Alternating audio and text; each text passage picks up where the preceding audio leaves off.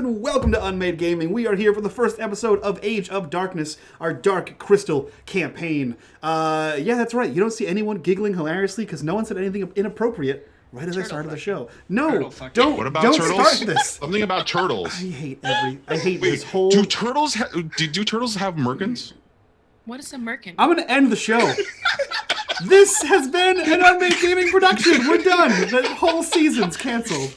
Guys, if you want to support the channel and continue to hurt me the way that you do, please go check us out on Patreon. If you want to join the conversation and talk about turtles and their merkins, please join us in the Discord. And most importantly, in the bottom right-hand corner, you'll see the corruption bar that serves two purposes. One, when it fills, Johnny gets to do whatever the hell he wants to us, which will probably involve turtles now. And also, more importantly, every single dollar that goes into that bar to fill it goes back to this wonderful, amazing, beautiful cast here. So if you want to help pay these performers, please donate to that bar. That being said, Johnny, take us into the world of Thra. I don't know. That was a hell of an introduction. I don't know if I'm going to be able to do very good with You're that. not. But I'm going to try. All right, guys, here we go. Thra, a world out of balance. For 1,000 trine, the Skeksis rule dominated the lands and its creatures. Through lies and manipulations, they asserted themselves as the lords of all things. Entrusted with the crystal of truth by Mother Aughra, they abused its power and consumed its energy in a bid to extend their life. When the crystal began to fail them, they turned to other means to sustain their existence. The Gelflings, once in service of the Skeksis, rose against their lord's rule. For the Skeksis turned to other forms of life to consume, harnessing essence from the Gelflings by manipulating the power of the crystal. It was by chance that a Gelfling named Rian witnessed the atrocity and chose to resist. Through words and deeds of Rian and a few lone Gelfling, an army was raised and the Skeksis were defeated at the second battle of Stone in the Wood. But it would not come without its costs. The Gelfling clans are now united as one, but the unity is tenuous. It has only been a trine since the Skeksis' defeat, and the time since has only given the Gelflings a reason to see their differences once more. Those differences, they have learned, were made by the Skeksis' hand. Unsure of how they will become, or unsure how they become in what they do about the Skeksis, and how to ensure their freedom.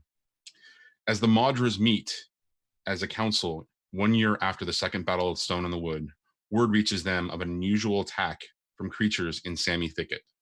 Uncertain of what to do based on the accounts of the survivors of the attack, the council dispatches a group from Stonewood to discover the circumstances of the attack. Now, as we fade in, you all have traveled from Stone in the Wood via the Black River.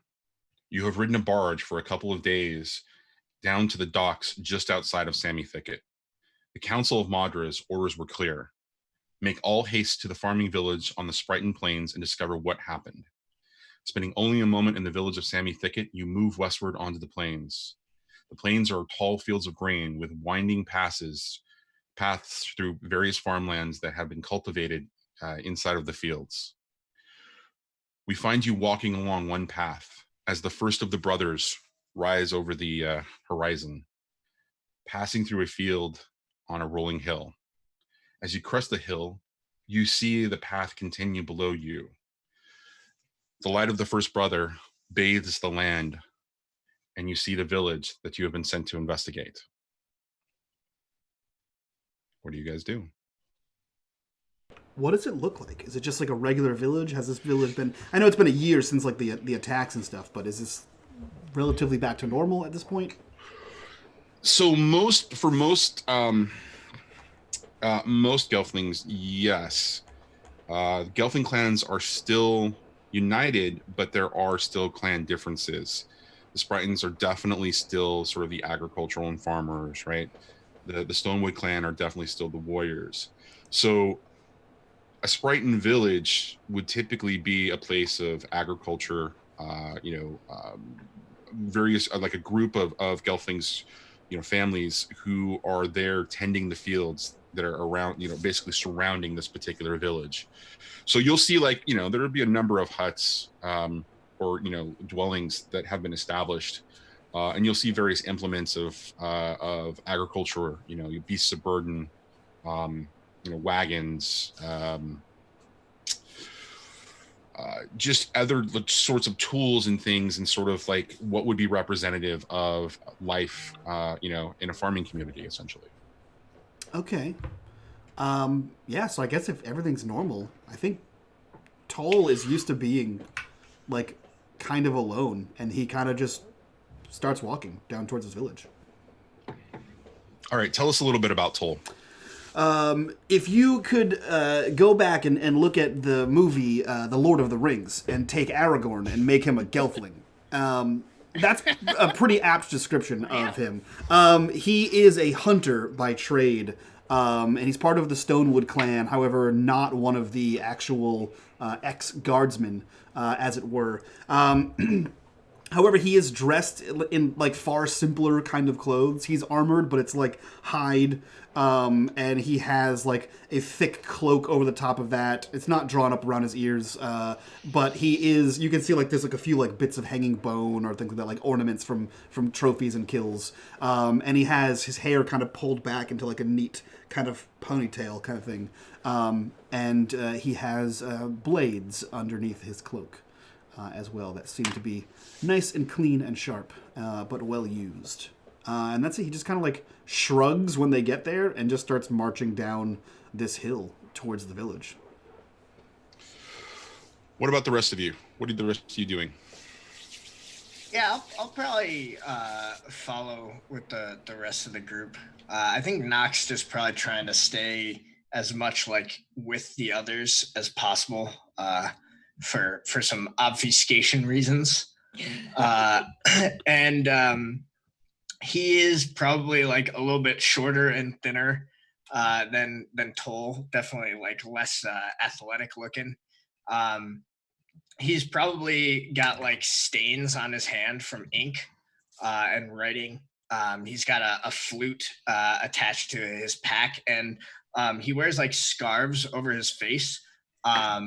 To sort of give himself a little bit of a hidden look, and when asked, he claims that it is a thing that the clan does, that the Dosen clan does, knowing that the vast majority of the other clans simply don't know these things, and that allows him to keep a lower profile. So Velfa is like running after them. Wait! I have to mark these things down. And she's got like her book, and she's like trying to like look around and like feverishly like write as we pass the fields and kind of make notes of things that she's seeing, while like kind of stumbling and trying to keep her feet under her. She's very thin, sort of wispy, and she's a Vapra, so she's kind of has like that sort of very. She doesn't have the grandeur of what you see some of that clan have, but she does have draped in sort of silks and some finer clothes, things not really meant to be worn probably on the road. And she's kind of like hugging and trying to lug around this her bulking bag of scrolls and books and anything that she can use to record the things that she sees as we travel. Eventually, I would stand next to her, watching her, and start pointing out things she was about to trip over, so she doesn't trip them. You got 2 feet till a rock. Okay. Oh, God, no, thank you. You got a mile. There is a log in the road. Jumps, so she's like writing, just making note. Alua is wearing blue, very, very common for her type of gelfling. Something she can move in. Something she's got a big backpack. Big backpacks full of tools. Basically, if a wagon completely fell apart in front of her, first she'd point out that the wagon was broken, and the person would be like, "No, duh." And then she'd probably be able to assemble it.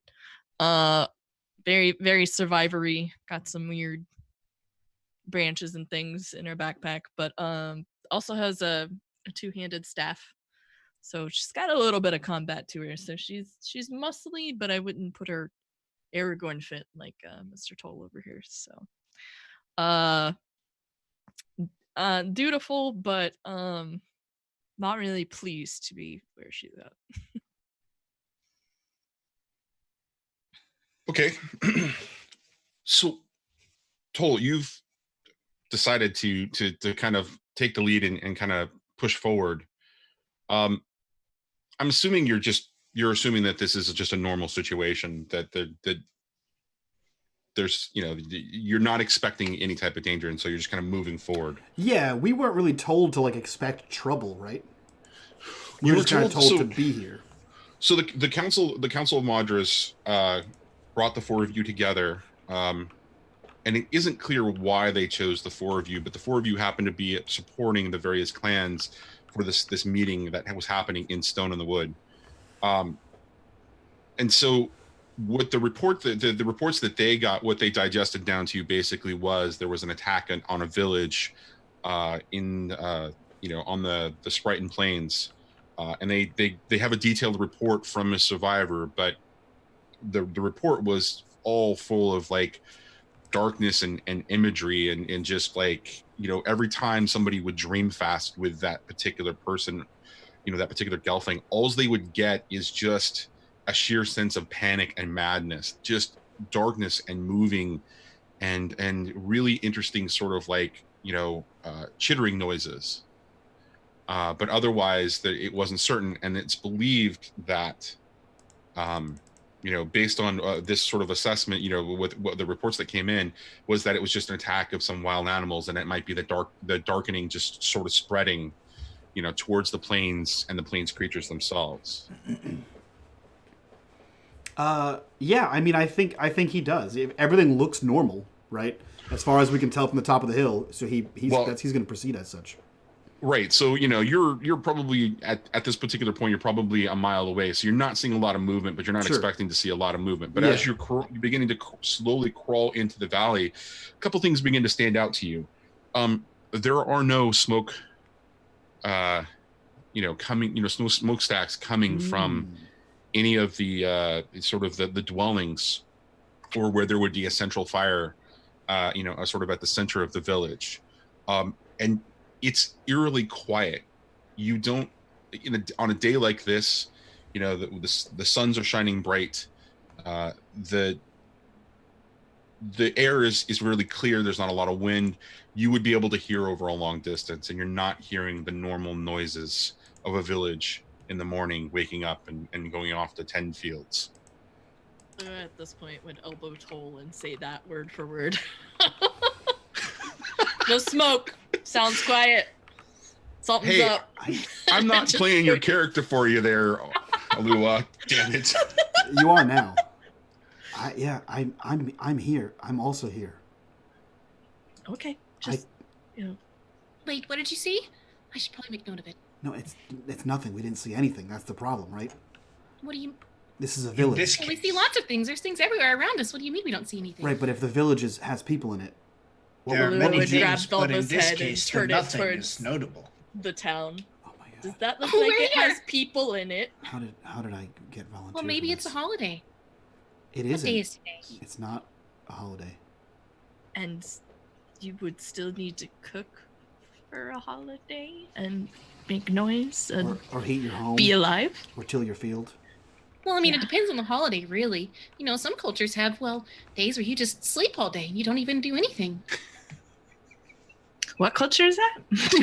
Well, I have to flip through my notes. I have books here, and I just... You know like, what? Later, packs out of a bag and stuff. after we make camp, you can tell me how that. Okay. Sometimes Sure. where I'm from, we sleep all day because it's really hot out in the desert. See, he gets it.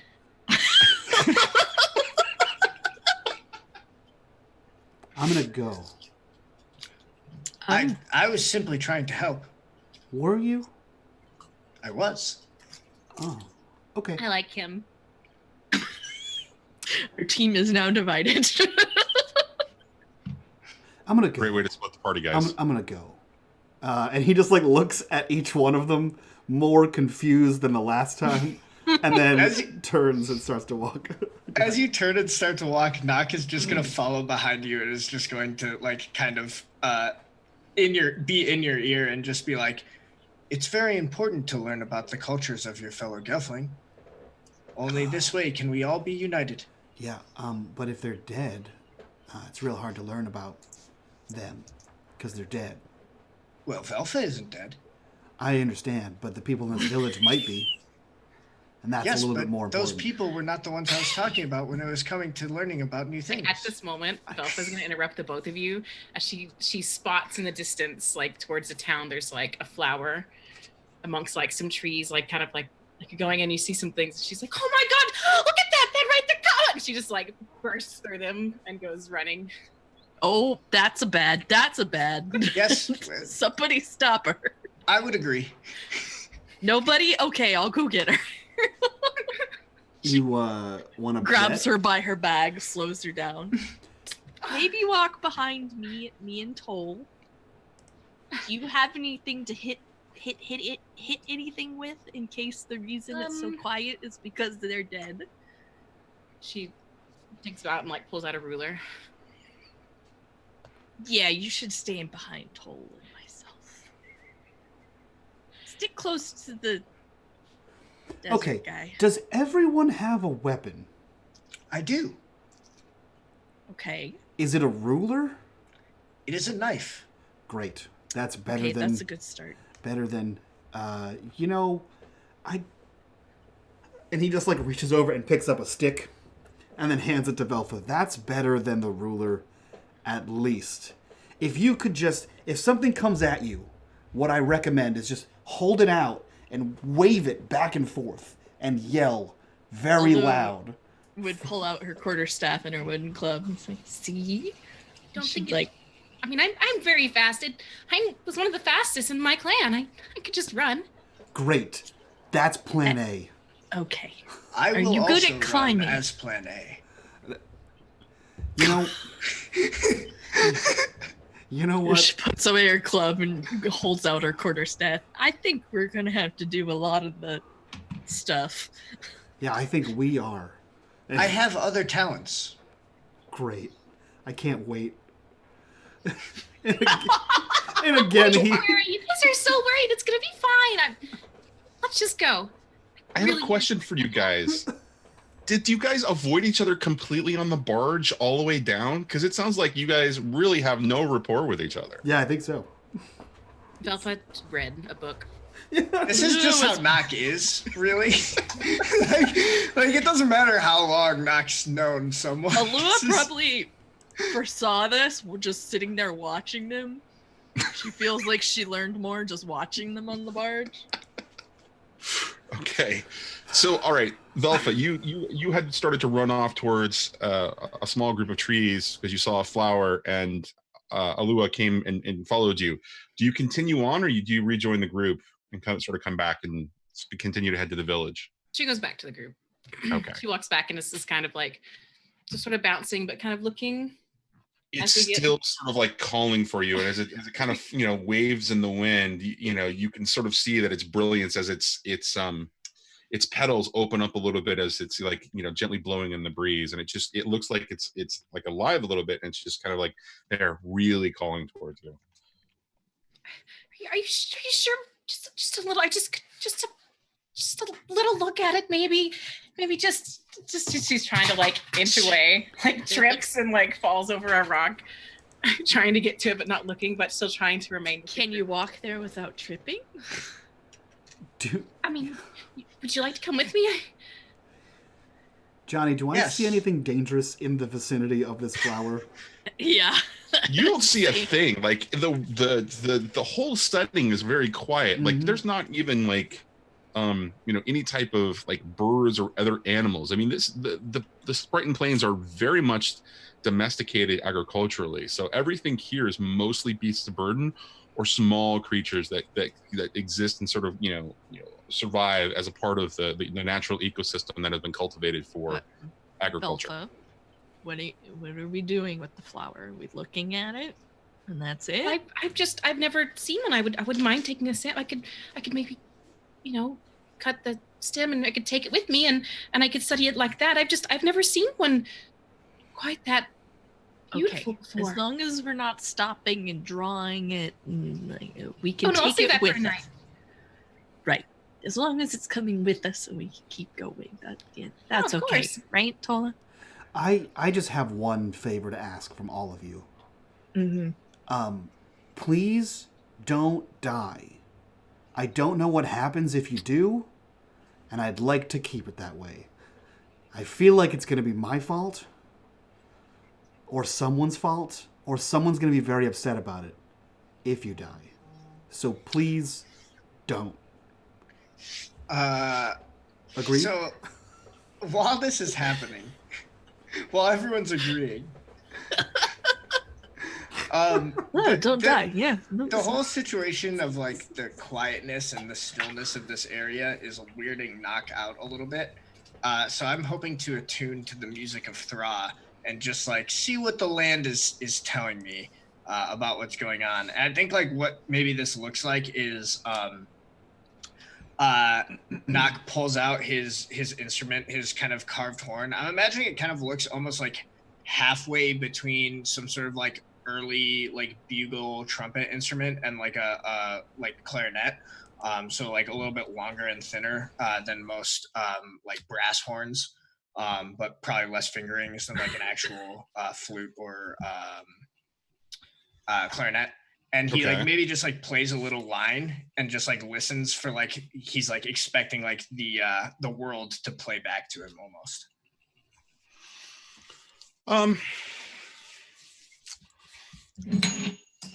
You are typically you typically do this, I'd imagine, because a part of the shamanistic tradition of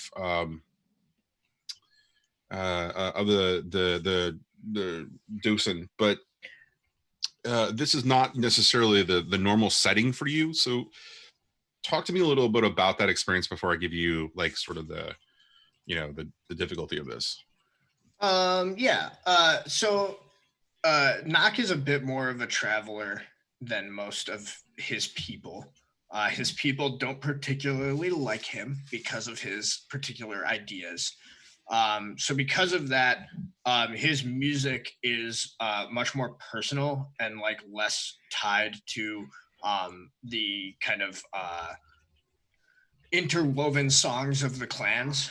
So if you asked him, he would tell you that he plays with Thra, right? And so like to him, it's really like the sounds that are coming back. His goal is to always be able to identify the similarities, even when it's always like a different landscape. So like he's always trying to like pick out the things he knows and read the signs based on that. Okay, we'll call it difficulty level 2. Cool. Alrighty, let me see if I remember. Okay, yeah, we will do that. Difficulties 2. I will not spend effort. No, whoa, that's real bad. That's a 1. We're starting off the campaign strong. That's the first roll of the game, and it's an intrusion. Starting off strong. Anybody want to screenshot that or maybe clip this, because this is where it all fucking goes to hell. And the game goes from, hi, we're Gelflings in a happy land, and we've just resisted the Skeksis, to darkness and despair. No, this is not space fuckery anymore. We're not rolling through everything. So, we just jump cut from 1 year post TV show directly to the movie. Everything sort of fades to black. You're all dead. I had one favor. I asked for one favor. Okay, so all right, just so you know, I'm listening to the soundtrack in the background, and the piece of music that just came on is perfect for this, because what you actually begin to hear starts with silence, right? But as you're beginning to kind of pull and listen to sort of the song of Thra, as you begin to play along and you begin to hear it, you are absolutely lulled at first into sort of this like trance, but as it becomes stronger and stronger, you hear a note of dissonance, and it just begins to sort of overwhelm you, and it grows louder. And at first, the way that you're playing continues, And for the rest of you, as you're kind of like watching him and sort of paying attention, you can see that he's closing his eyes and beginning to just continue to play. But then the notes start to go sour.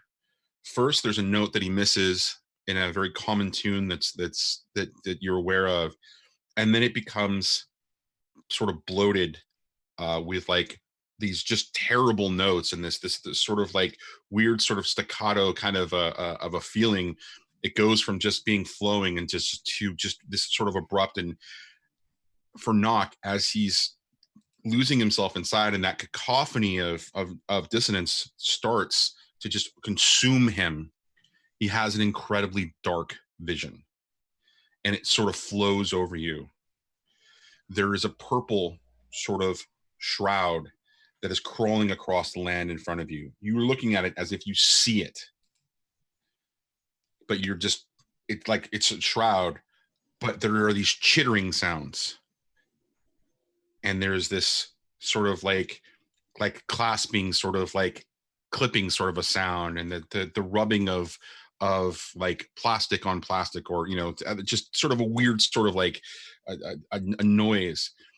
And that cloud consumes, that like sort of cloud consumes the village itself. And those images are, those clouds are starting to take shape into individuals. And you see them grabbing light sources and just pulling them away. And those light sources begin to take form. And just as the vision sort of fades, you see that there are Gelfling, like in your vision, forming out of these lights as it all kinds of fades. And as you're kind of reeling there and just kind of left unsettled, the next roll that you actually make that involves the Song of Thra will be at a much larger, or at a significant, or at an increased level of difficulty.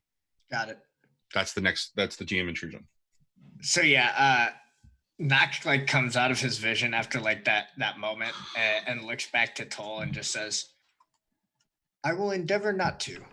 And to that end, I believe we should be on guard. The land is... something is wrong. Thra is speaking out." And saying what? Well, that's not entirely clear. Otherwise, I would have told you, don't you think? I don't know. I don't know. You certainly do not. Well, could you maybe... what did you see? Darkness.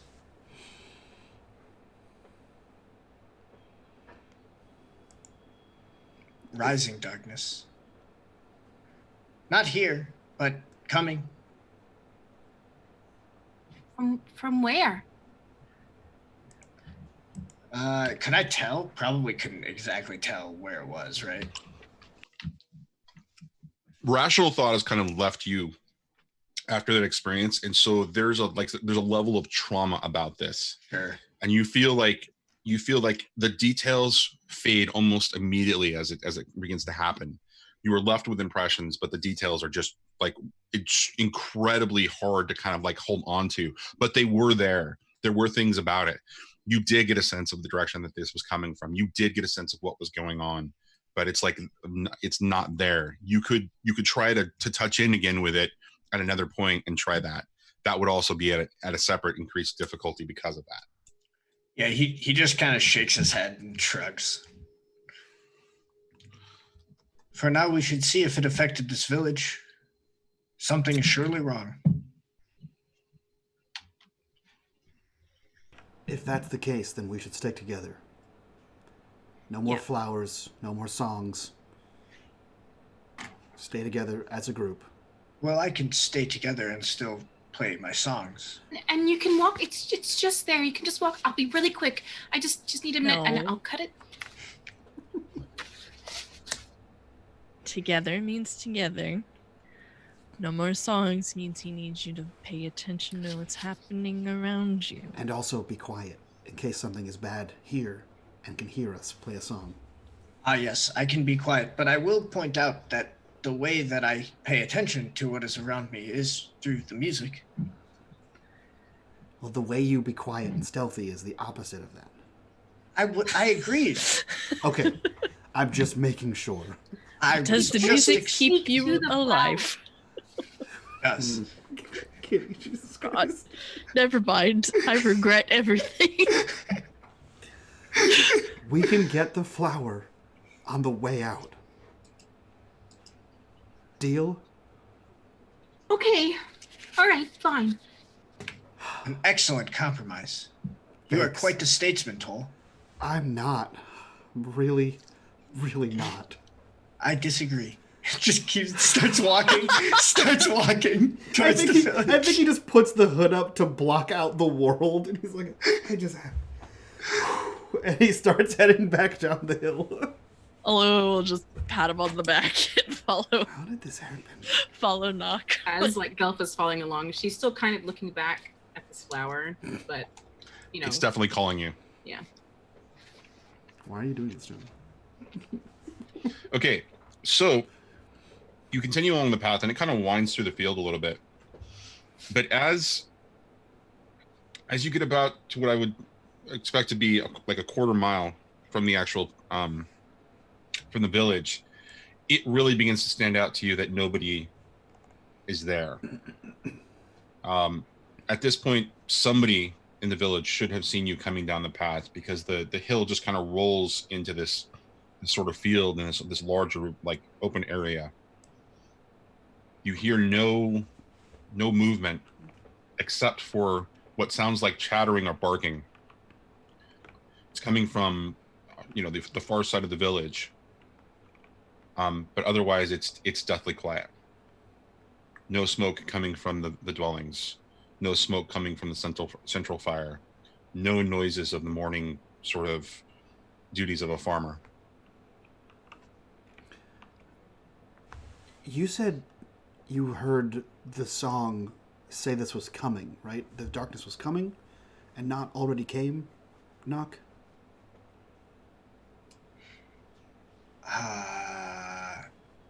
In process would be the description I would use. Oh, the darkness was in process. Yes. Okay. And he like pulls underneath his cloak and pulls up a crossbow.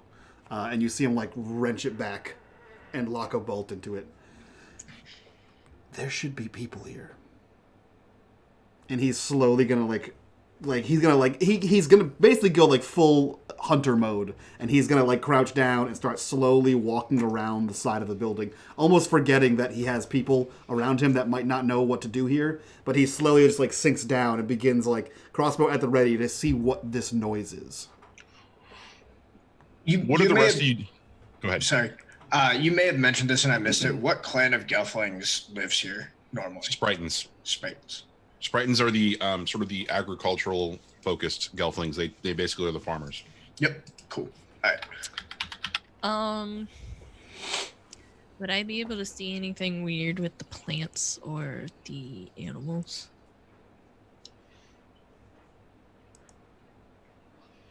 Or can I do some sort of perception roll? Sure, you can do any one of your skills or abilities. What would you like to do? Like, how would you approach this? I'm trying to decide if it's perception or assessing danger. Assessing danger is very useful catch-all.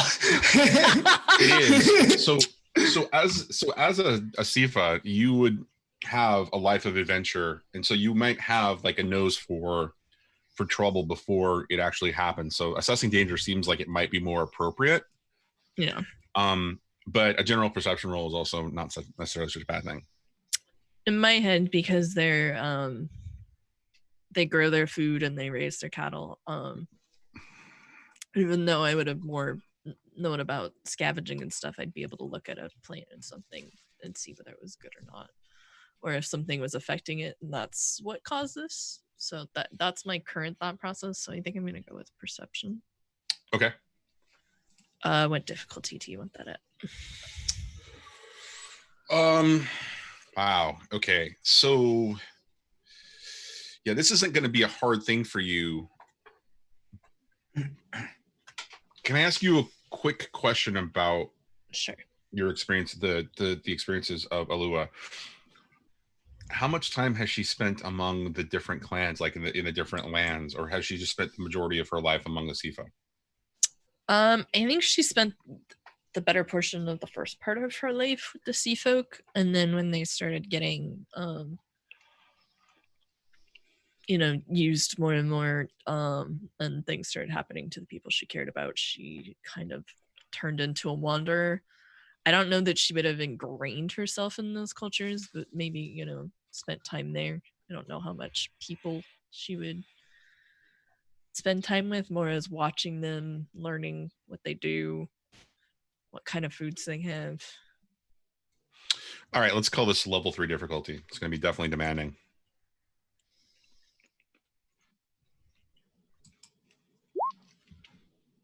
Success. Nice. Much better than mine. Very much so. All right. So narrate me into the steps that you, or the sort of the story of like her, kind of being aware of things, and I'll start to fill in the blanks for you. They did a lot of trading, so she's very aware of quality of things and like how they would grow, how they would have been processed, things like that. So she's going to be looking at the soil, any water, see if she can identify a smell, a color that looks wrong, animals acting funny. She's pretty well versed on animals, as that would be a pretty big trade, I would imagine. And she's kind of a lot MacGyver-y. She's gonna look at a field with the fence posts and like, okay, there's hay and mud and I can build a house type of deal. So okay, so as you start to look around, and you're kind of paying attention behind where Toll is actually going, like you're doing this as he makes his way around the building. Mm-hmm. Okay, so as you're kind of taking in the setting, as he's starting to do his his investigation, first thing that catches you off guard is that other than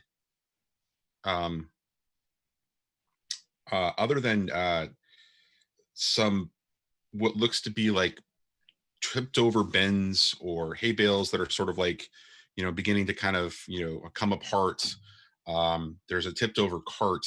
You're not seeing anything that stands out as unusual among sort of like the items of the village. You are noticing the distinct lack of beasts of burden in the area. And the barking sort of sound that you're hearing that Toll is investigating, definitely it's like something in your memory, but you're not really sure what it is because it sounds off. There's something about it that sounds off. But one of the things that you begin to notice as you kind of take things closer in is that the building that is directly in front of you looks like there's like damage to it. Like there's been like things that have slashed at it. Structural stuff. Okay. Right. Yes. There's definitely structural damage. And as you kind of move in and look closer, you look down and you recognize that there are prints of some kind, but these prints are not like footprints. They're not gelfling. They're not podling. They're not normal. They more appear to be like divots in the ground pressed in, and they look sort of like conish in shape going into the ground. And there's a series of them, and then there are tracks kind of like leading away from it where it's not so like heavy into those. And that's, you can see that that's where the sort of the slashing was, and they sort of move away. I'm gonna look at the slash and I want to point. I'm gonna do like one of these towards Velfa, and I'm gonna point at the different foot mark and tap my head like, what do you think? Write it down, something to indicate for her non-verbally to make note of that.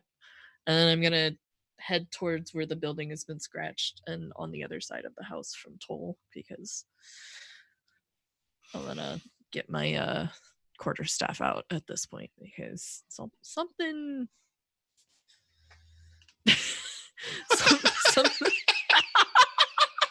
I don't know. I think you should ask that I was just curious if Velva can do anything non-verbally. Yeah, she's gonna get hurt.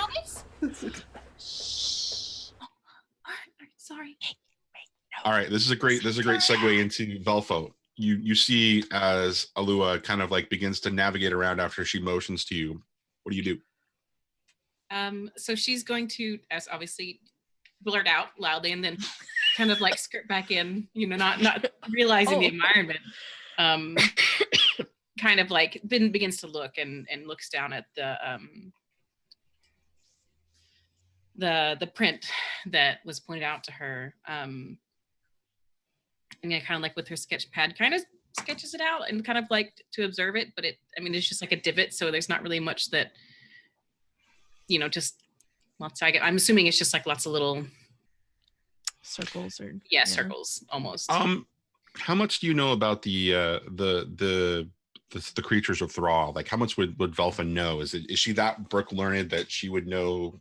Is she very specific about her knowledge, or is she very general about her knowledge? Her knowledge is going to be more based on like the cultures of the Gelfling and things that are directly related to that. So she also spent a lot of time in the libraries in Harar. So in passing, she might have seen, but nothing, unless it was like a general creature that was in their everyday life, she probably wouldn't know much about it. Okay. All right. So if you want to give me kind of a roll of some kind to recognize, you're welcome to, like an investigator or a perception roll of some kind. But otherwise, yeah, it wouldn't be obvious to you immediately what you see in front of you. This is where my weakness is. I don't know all the things to put in to do rolls on this. Roll. Let me see here. I think her knowledge skills might actually work in this particular case, mm-hmm. or physical nature. So for you, there's a little dice next to physical nature. Click on that little button, and then it will have a pop-up, and it will tell you to put in whatever number Johnny tells you. Okay. The number is going to be 4.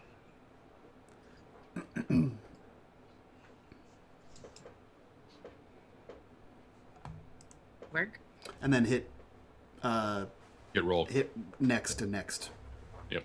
Yeah, the other things don't matter. There it is. Distracted. You rolled correctly, however, you still failed.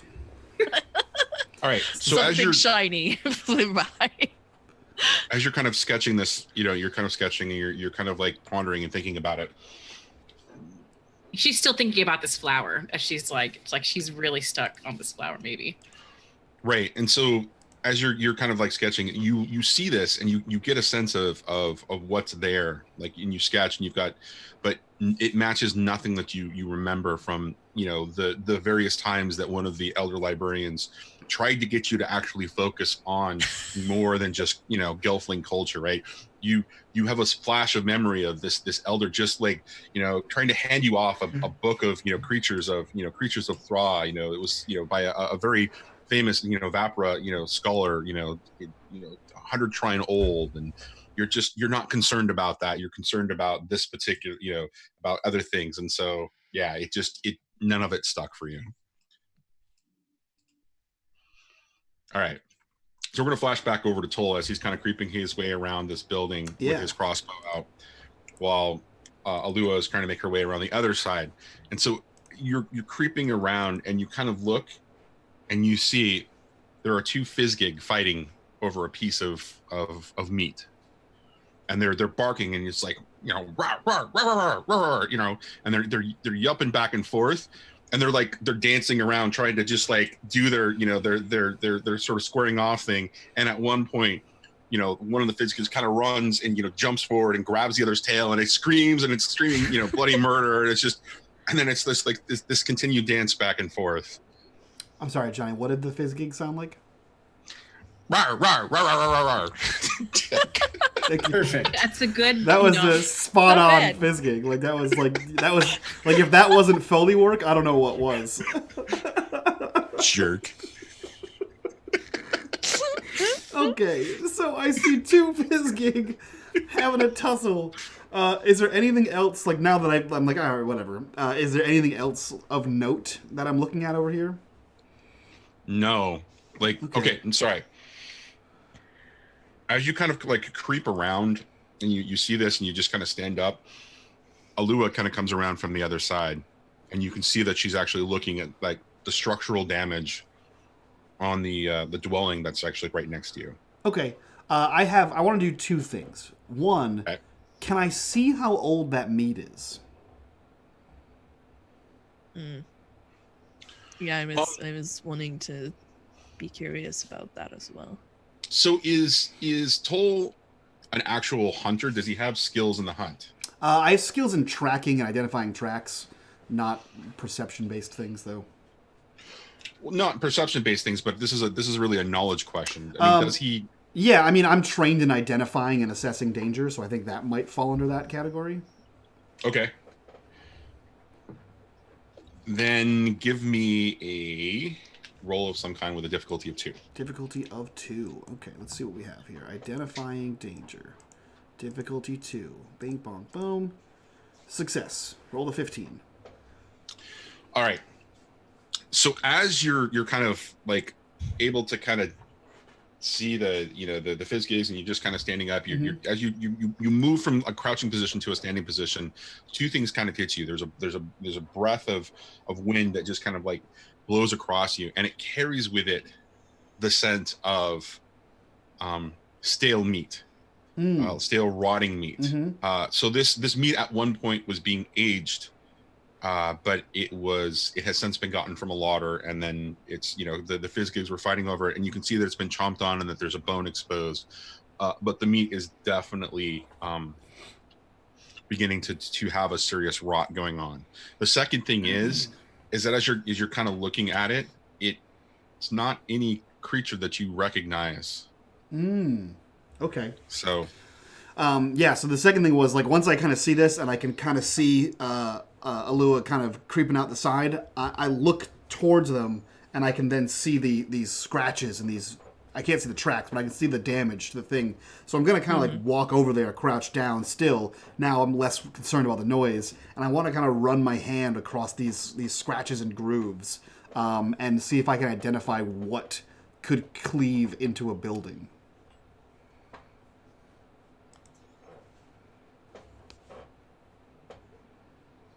You're muted. Sorry, you're going to use tracking again? Yeah, I'm trained in following and identifying tracks, so I think identifying tracks kind of plays into this. Okay, so does that involve both animal and like gelfling and podling, or is that specific to one area or another, like based on his experience?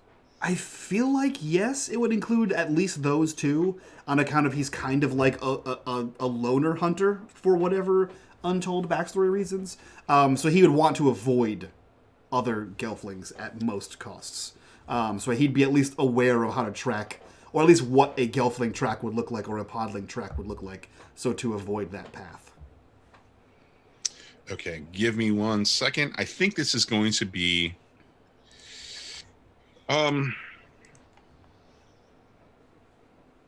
Yeah, we're going to call this a difficulty 4. Okay. I am going to... I'm going to spend some effort in here, so I'm going to reduce my intellect by 3, and I'm going to apply 1 point of effort here. Success. I rolled a 9. Dang. That'll do, pig. I sure will, man. All right, so as you're running your hand along it, tell me a little bit about Toll's past, in respect to was he a part of the Castle Guard, which was the honor to serve among the Stonewood clan, before the conflict? Yeah, so the reason why he avoids gelfling and avoids most contact with people is he's a Castle Guard deserter. So that's where he's actually trained from, and battle, right? The pre-battle of Stone in the Wood, the first one, is when he deserted. So before all the shit went down. So now I'm sure everyone would be like, oh yeah, you deserted the bad guys, you're fine. But like, he hasn't forgiven himself that he's a deserter. And so he's mostly tried to avoid all kinds of contact. And this attempt of whatever he's doing now is a kind of way to atone for past transgressions that really only he's aware of, and really he is keeping track of this transgression. So Because he doesn't see. To be clear, he doesn't like it because it's like he didn't leave when he knew they were bad guys. Yeah, he left before when everything was okay, and then found out they were bad guys afterwards. And so he was like, I'm still a deserter. Regardless of whether they turned out bad, I deserted before then. And that's not okay. And so he's trying to atone for that, but has relatively lived a life of solitude over the last year and probably year and a half, almost 2 years. Okay, so based on your experience in the castle and subsequent experience kind of living alone, after the second battle of Stonewood, you're running your hands along the groove, and you're just kind of like you're getting a sense of it, and you kind of like run your hand along, like at first just on the surface of it, and then you then use your fingers and just kind of like dig into the groove itself. The groove feels sharp and pointed, as almost like as if it's like a divot. Mm-hmm. And as you're kind of doing that and you're running your hands, you get a flash of memory where you were in the castle, and you were helping the Skeksis scientist in the catacombs attempt to capture something that he knew was down there. And it was a group of you, and one of you actually ended up, getting very sick, at which point the Skeksis scientist was actually able to help after they recovered his quarry, and that quarry was a silk spitter. And so something about that, what you as you're running your hand through, you could see that in the attack, there was rents in the one Gelfling's armor that were just kind of like cut through. And as you remember running your hand along to feel for blood as you were trying to render aid, and you remember like that same type of groove sort of there. Yeah, like bigger than a normal blade kind of thing. Exactly. Do I know what these are called? Yeah, you know that they're Aratham. Okay. That the silk splitters are basically known as the Aratham. Yeah. And they all work together as a part of the ascendancy, of which everybody is aware of now in the Gelfling tribes, because there is a truce with the Aratham. Right. I think he points that out to Alua, who seems to be great at pointing things out that everyone else has already seen. So he points to like the slash mark and then like looks at her like with like a nod, and then kind of like continues towards her and says, I think this was done by Aratham. Oh shit. And that meat is rotted. Which means there's no one here. And there's been no one here for a week. You're welcome to make a roll to try to kind of assess that as you go along, by the way. I thought about helping him with identifying, but at this point Alua is trying to figure out how smart he is, so she kind of let him figure it out. He's not smart. But you are. You're trying.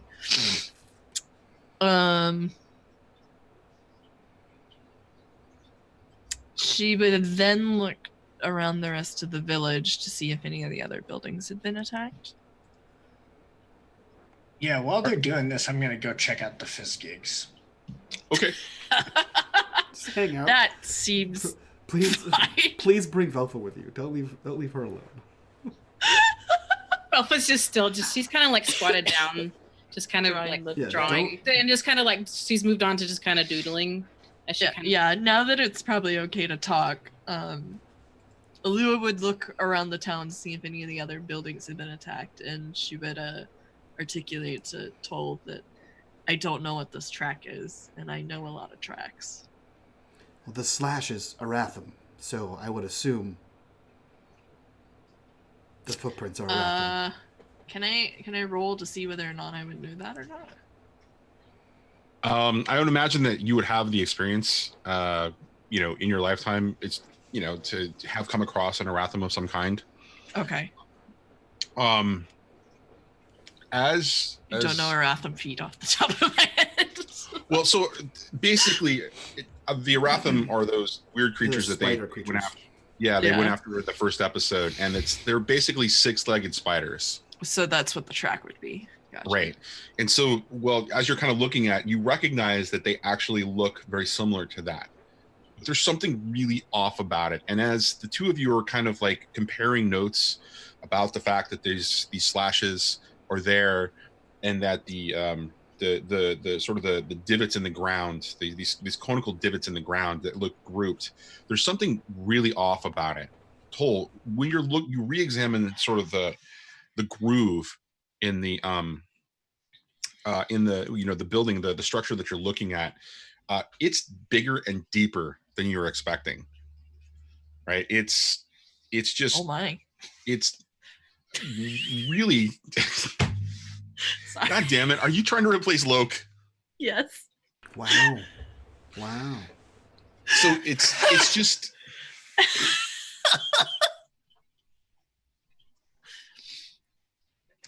anyways, it's just it's sort of unusual size. I'm just going to leave it at that. And as you're looking, as Alua is looking at the tracks on the ground, they also are much larger than expected. And it implies, as the both of you are kind of comparing notes, it looks like the divots in the ground, the tracks, are much heavier in weight than you would expect from a normal Aratham. And so while as the two of you are beginning to kind of investigate the rest of the town, we're going to cut to Nock in his investigation of the Fizgig. Yeah. Knock. Nock. Like throwing coin at the ground, placing bets on the fizz. No, yeah. So I think like he's gonna start talking to them at first, and like asking them their names. Yeah, go ahead. Well, so let's just jump right into this role play with Fizgigs, please. Sure, yeah. So he like kind of like squats down, so he's like a bit on their level, and he's like, "Hello there." You hear, Yeah, yes, both yes. of them, and then both of them turn and start barking at you, and you get both of them kind of barking at the same time. Yes, yeah. I'm sorry. I realize. My name is Nock. Both of them stop, kind of look at each other, and the first one the first one on the right is sort of this like grayish, sort of like cat like fur kind of a thing, and it kind of goes rah, rah, rah. And the second one, who's like more like this orange tabby kind of a thing, goes rah, rah, rah, rah, rah, rah, rah, rah, rah. Ah, I see. Do you live here? Did you see what happened? The grayish one goes, and it just goes on, and it is this sort of long, sort of like just diatribe of like barks and clicks, and occasionally the other one will go and highlight something, but after a full minute, it just like kind of finishes with a. So I have a question, Johnny. Yep. I have an ability called hedge magic. It allows me to perform small tricks. Some examples are temporarily changing the color or basic appearance of objects, causing objects to float, cleaning a small area, mending broken objects, so on and so forth. Given the flavor of the world of Thra, how do you feel about me using hedge magic to understand Fizgigs?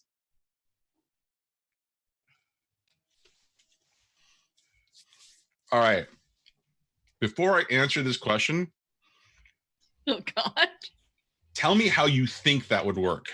Like, how does hedge magic allow you to understand the Fizgigs? Right. Yeah. So Nock's magic, right, is all about tapping into the music of Thra, right? And like it's all like, so I'm sure the way he would describe it is tapping into the magic represents understanding of the music. And the deeper and the greater innate understanding of the music you have, not only basically your soul like resonates with Thra. Right. And so because of that, in this, it's kind of that in that kind of all is one type methodology. It's like the further into that and the more innately you understand the music of the world, the easier it is to alter and to add your own verses. So this is actually relatively simple magic. That's why it's like just a hedge magic spell, because it's really just more about listening than it is about trying to project change. Okay. So I think really like what this is, maybe like he kind of like is humming a little bit to himself, even maybe like as he's talking, you get like this like weird like humming noise in the back of his throat, as he's kind of like attuning to the song, attuning to the magic. All right. So given this is hedge magic and Figgizig are incredibly common, even in the Crystal Desert, because they are prized pets, you are going to would otherwise face a level 3 difficulty, but So based I on think I just spend shit for this, but I can. Wait a minute, maybe hold the on. difficulty Oh, it's an would be action. You're getting them absolutely to right. like say stuff. You can perform small ticks trades. Right. Okay. Sorry. You're right. So How I'm much you guessing the difficulty would be getting them to say anything interesting. Well, no. The as I pointed out when you tried to listen to the Song of Thra last time, there's going to be an increased difficulty because of the dissonance that was like rattling in your head. So even if you spend something for this, there's going to be a GM intrusion about it. Okay. Yeah. No, that totally makes sense. So should I just roll like intellect then? No, actually, just go ahead. You can go ahead and use it. I'm just going to use a GM intrusion instead of the difficulty. Got it. And Awesome. then you can tell me if you don't want to accept it. But so go for it. So just describe the use of the hedge magic, and then we'll kind of get into this, and then we'll talk about the intrusion. Yeah. So like I said, it's kind of like that like kind of thrumming in the back of his throat as he talks, and I think like maybe like there's like a weird quality to the air as he begins to cast this magic. And I don't think the others would super notice this, but to him, the barking takes on this musical quality, this kind of ethereal quality, until it begins to sort of translate into something he can understand. All right. So externally, what they hear is this sort of low guttural sound coming from your throat as you are doing this. And at first, the Fizzgig are starting to bark. Right. And then all of a sudden, it begins to go in a rhythm with what the sort of the tone that you're doing, as it's like, and then it slows down. And that's what they hear externally.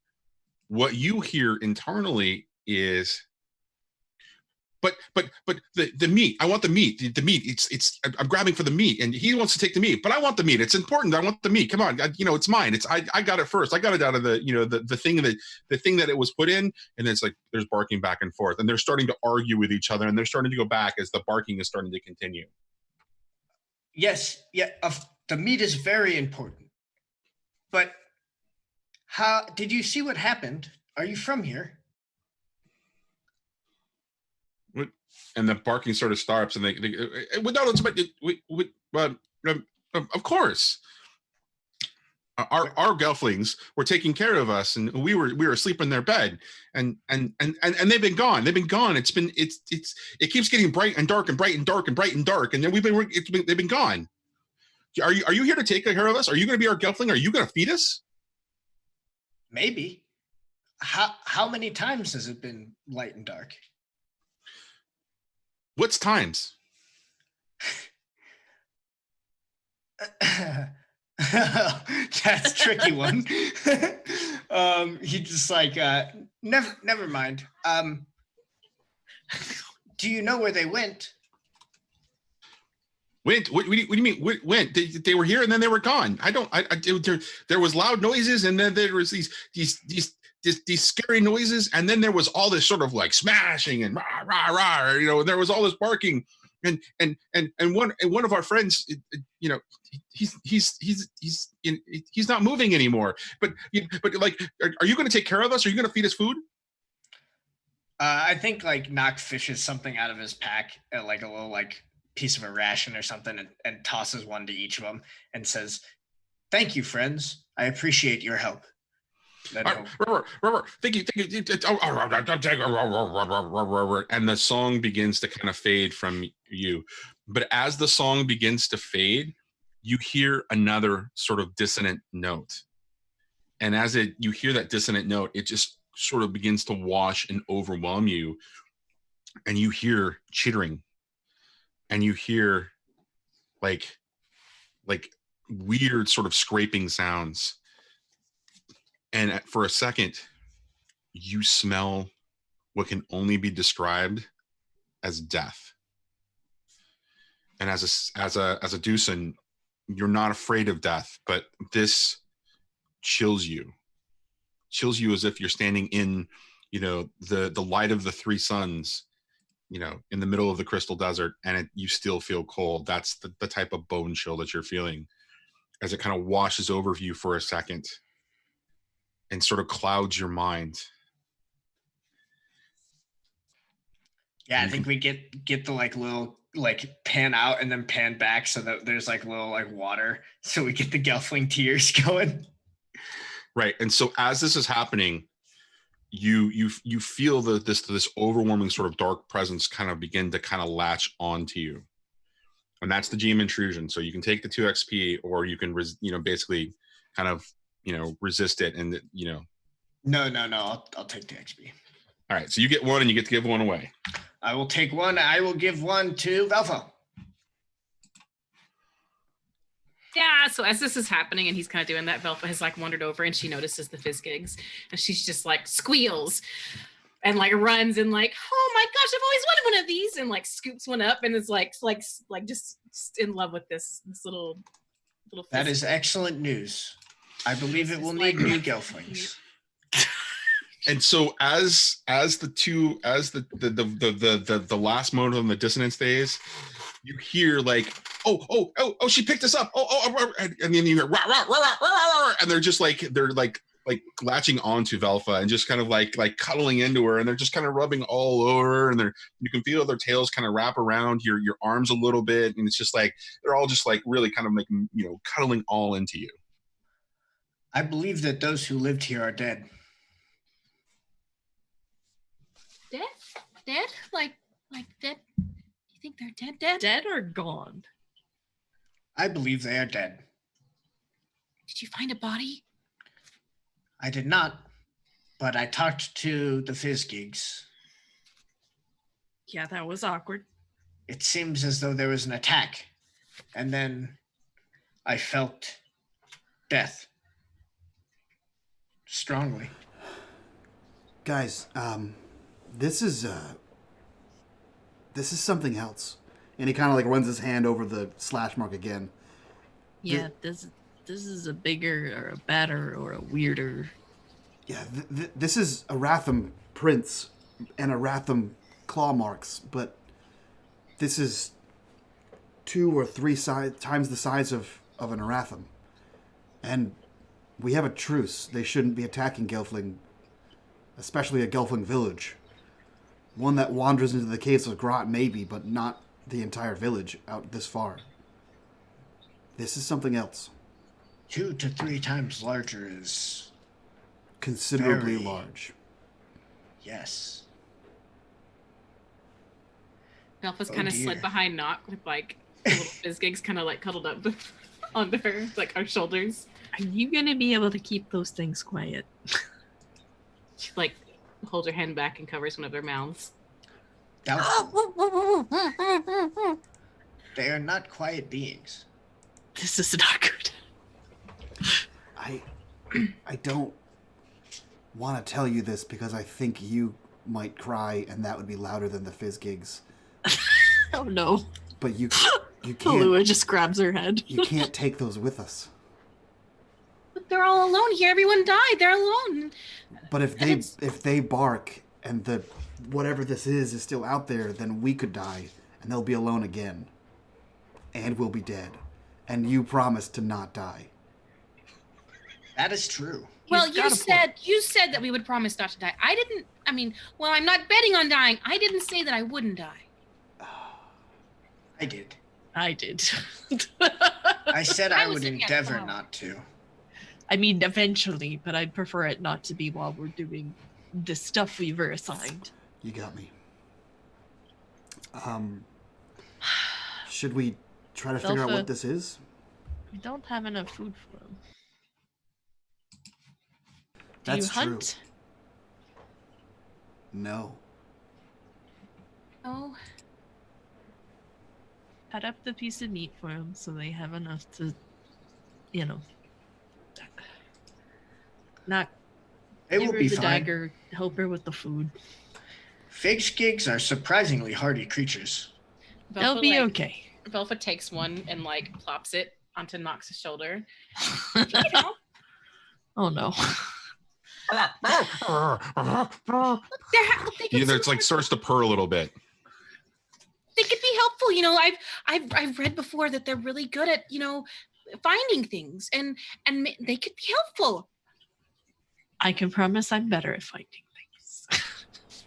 But aren't finding things better than one? Not if they can't be quiet. That's the important part. Being quiet. They're kind of being quiet now.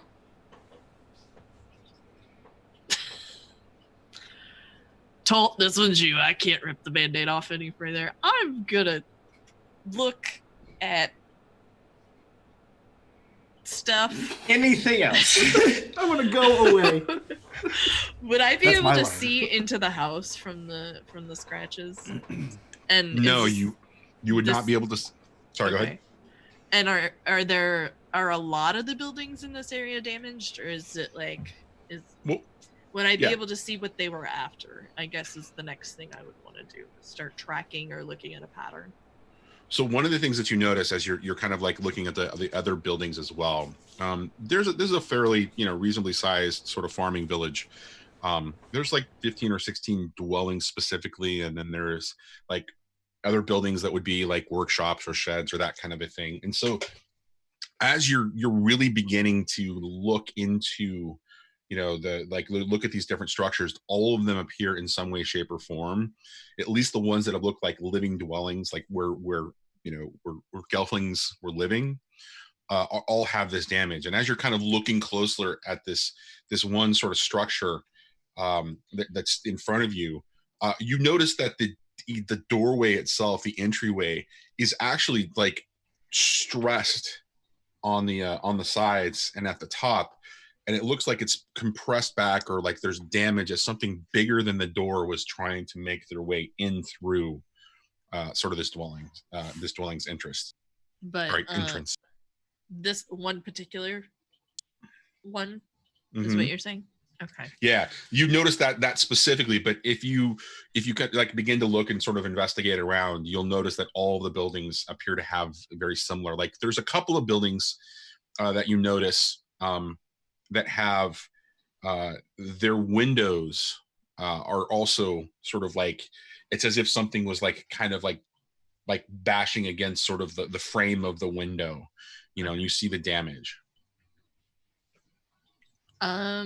The building that was more ripped than the others, Alua would want to climb and look and see if they were after the people or after something that this particular group of gelflings had. So she's kind of poking around.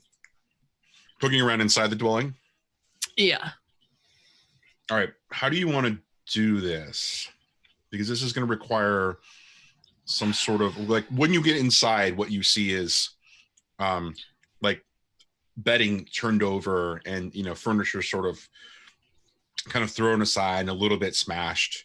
And you see very similar marks sort of on the ground that you saw of the tracks that are outside. And so as you're kind of like you're kind of like looking in this particular place, it's disheveled, it's been basically torn up. Not everything is damaged, but there's a lot of mess here. Looking for anything off kilter, any items that look like they got stowed away in the heat of the moment, smells, if there was something particularly different about this building that they tore into a little bit more. So are you investigating, or are you basically relying on perception? I think perception is probably at this point is where I'm at. All right. We've assessed that they're probably not here anymore, or they're long gone. So she's more at the like trying to see why these particular gelflings were attacked. Okay. So as you're kind of doing that, I'm going to need a roll from you specifically for that. And the difficulty is going to be difficulty 3. Okay. Success. All right. Okay. So as you're digging in and you're beginning to kind of scoot things around,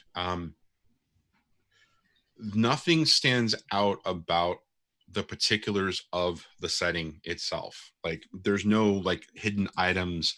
There's nothing that's been like sort of like thrown or moved about.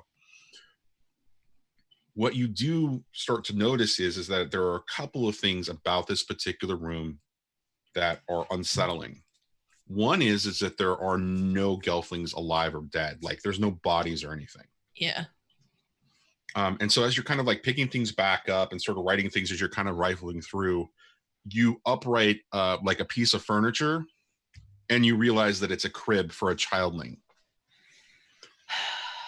And as you upright it, you see the toy of the childling sort of in there, and it's like sort of dangling a little bit, but there's no like evidence that the childling was there. There's not like a body or anything else. It's just completely empty.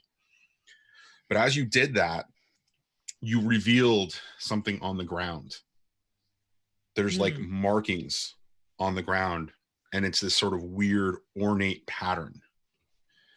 And so as you begin to kind of clear away, like just, the various like parts of it, and, you clear around the edge, the furniture and stuff, you get what essentially looks like a Celtic knot design on the sort of the ground of this like the floor of this dwelling.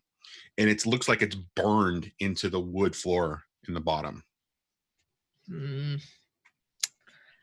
Would I recognize this at all from?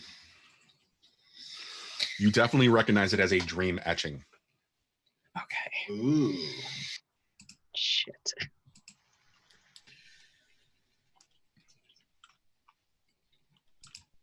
She'd climb back on the roof. She'd wave over Knock in particular. Tall, you may need to bust down the door. I'm not so good at the breaking of stuff, but I can climb in and out of here pretty good. I got something Knock needs to look at. Yeah, I'll take a look at it. And he goes over to the door and tries to wrench it free so that people can actually get in. All right, make me a roll of some kind. I will make you just a straight up might roll, I think.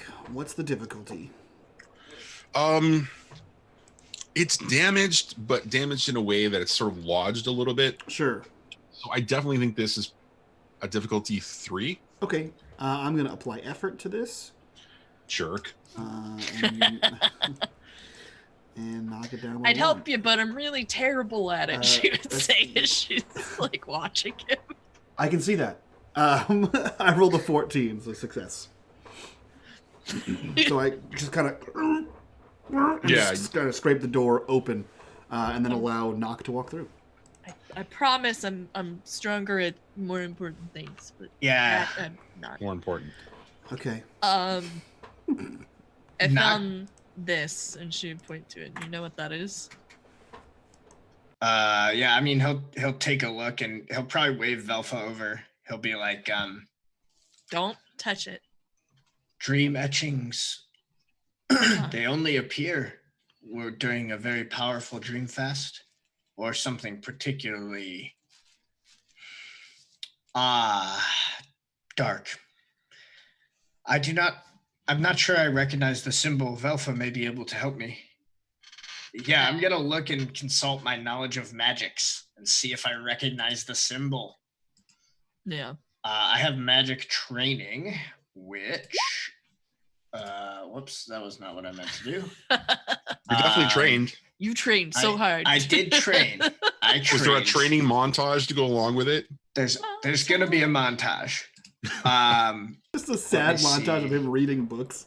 You are trained in the basics of magic and can attempt to understand and identify its properties.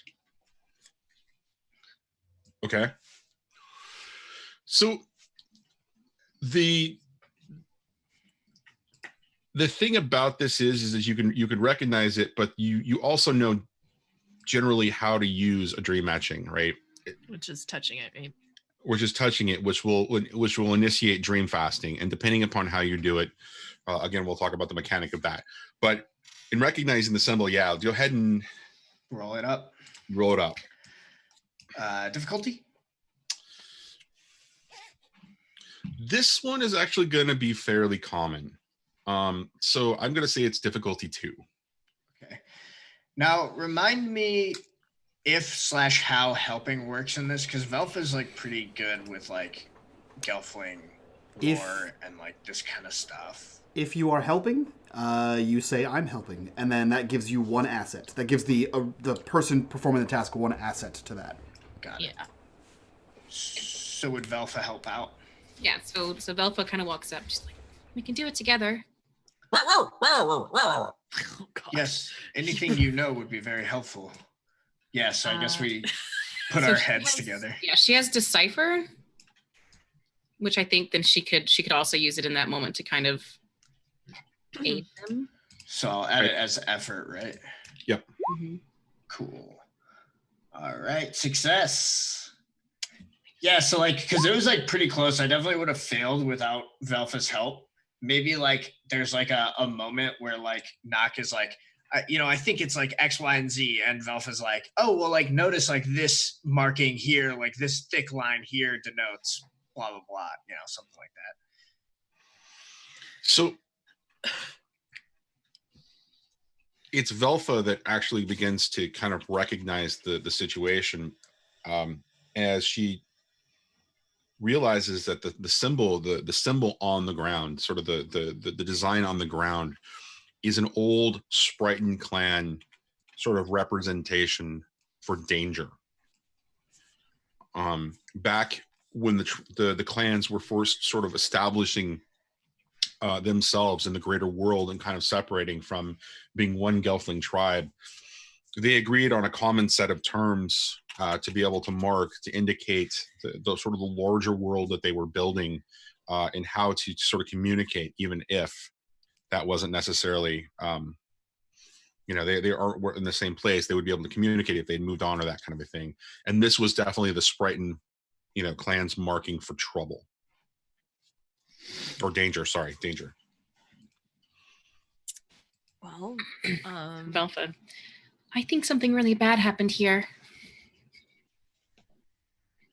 Nock, you able to handle watching one of these, or would you prefer I do it? Nock just like shrugs and puts his hand on it. Yeah. Velfa kind of comes into it as well. And it's like together and like puts her hand with Nock. Oh, that's a bad. She just looks at Toll and goes, "That's bad." Yeah, Toll kind of looks to Alua and says, "I want to know why there's no bodies." And he reaches over and puts his hand on it too. Well, fuck. And Alua just reaches over and does it as well. I love it. All right, who's holding hands and who's touching the etching directly? I'm touching the etching. I think we're all touching the etching. Okay, you're all going to touch the etching directly? Yeah. Okay. All right, so... That's how I feel like I would have known to do it. This would basically fall into the whole general sort of dream fasting sort of thing. So it's going to cost you guys 2 intellect pool to be able to do that. I can spare that. Sure. I believe a lot of you spect so that you, yes, 2. A lot of you spect so that you would have a lot of intellect. So you guys are jerks, number 1. And number 2, yes, I know Toll is kind of a dork. He's really not really a nerd. I have 3 left. I had It's eight, all right. I I'll had do the 8 to brain for start. you. Now that Alua respects that you know some things, she will do more thinking. I don't brain good. I fight and hunt good. Those are But- useful things. Yeah. But you brained good about a fight scary thing, Yeah. so you have respect for her now. So you're good. Great. All right. So as the four of you reach down at the same time and you touch, you're immediately washed over with emotion and vision. Your sense of your surroundings just sort of vanish.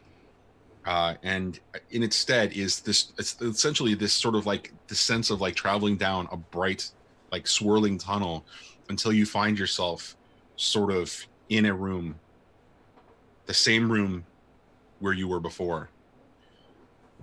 But it's all set, and you hear the cooing coming from the crib as a childling is sound asleep. And there is a gelfling woman, possibly a mother, that is just like moving around the room, beginning to douse flames, on lanterns, and just sort of like doing last things. And there's a loud noise outside, and you see her just kind of look off and towards the door. And there's another loud noise, and she starts to react and starts to move towards the door as the child wakes up and starts screaming and crying because of the loud noise. And she looks at the door, looks at the child, and then rushes to the child as she kind of looks back at the door for just a second. And you hear this sort of slam hit the door, and there's this scraping coming around as she's trying to just sort of cuddle, the child and kind of like quiet it. And she's kind of like holding on to it, and you hear a slam again. And it sounds like the door is like, beginning to, kind of give as it's been smashed through.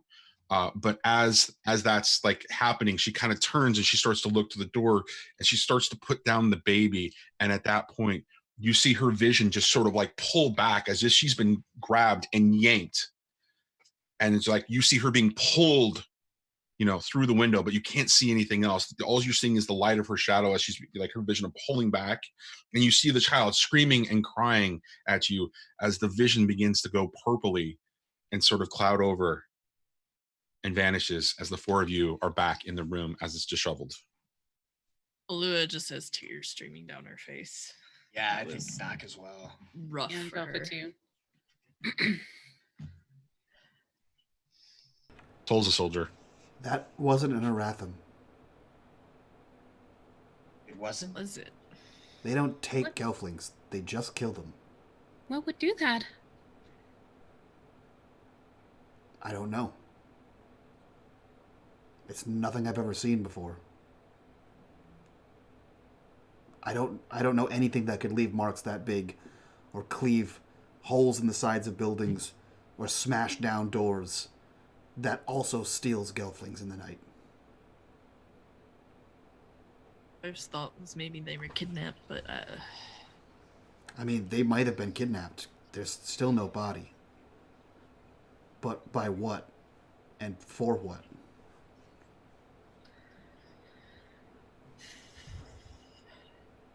I would posit that perhaps it was the Skeksis. I've never seen a Skeksis fight like that. Or That is, fight at all, really. when have they had need of it? I will admit, I am perhaps not the most unbiased person. Even before the recent events, I was not well liked by our benevolent overlords.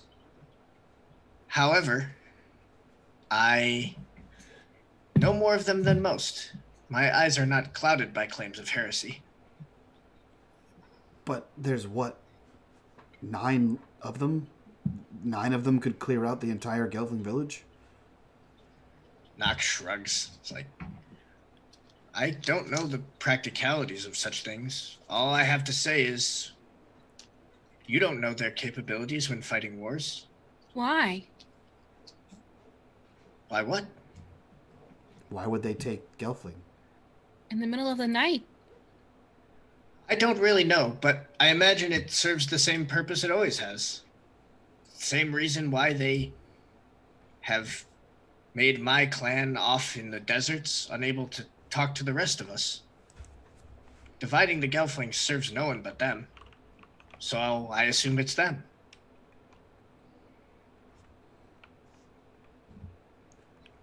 I have a pamphlet about it if you want to read.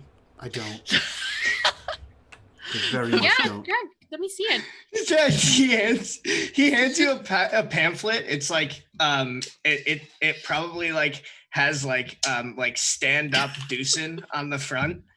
And it's like all about like equal Gelfling rights and about like how like the divides between the clans are artificial, that kind of stuff. This is really interesting. You've got terrible grammar, though. Well, that's rather rude.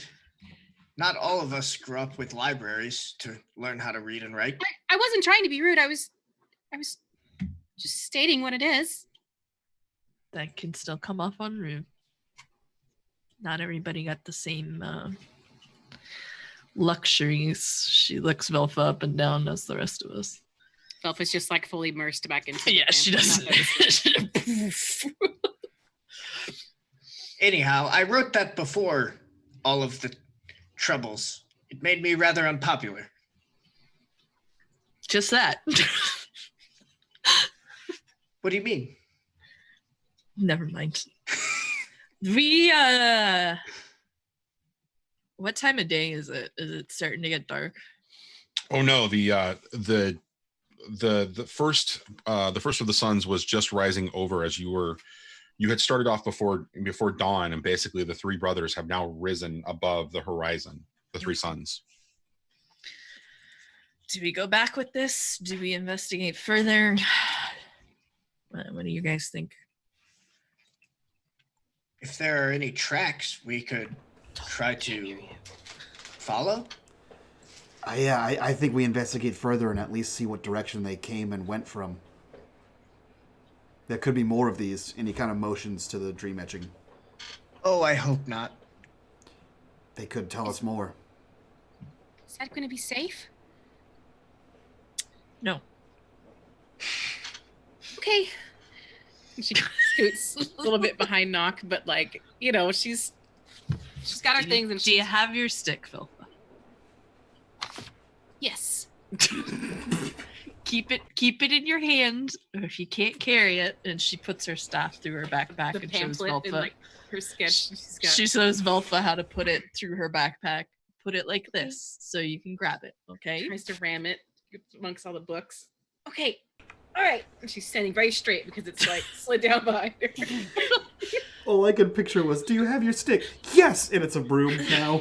Because it was like right nearby. I was expecting her not to have it. I'm not gonna lie. And it was like she had given it to the Physics and they were playing with it. Yeah, like 9. The Physics is like crawled up, like sitting on top of this large backpack. It's kind of like chewing on the top of the.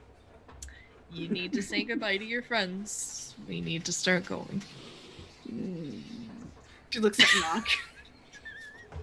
Just shrugs.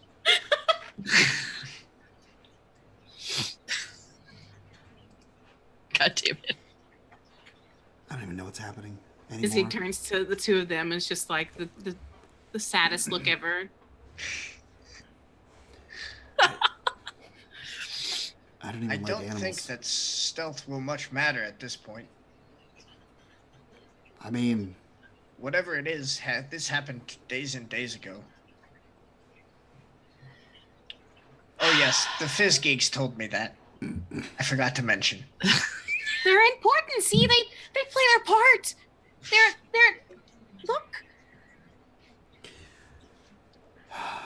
fine. Alula just looks at Joel. Your call. You could speak to them as well if you tried hard enough. It's don't- simply a matter of listening. I don't want to. You can keep them. I don't. Are you sure? I feel like it's going to be way harder to make you put them down. That is certainly true.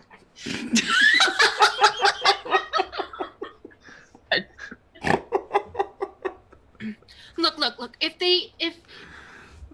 they cause trouble, then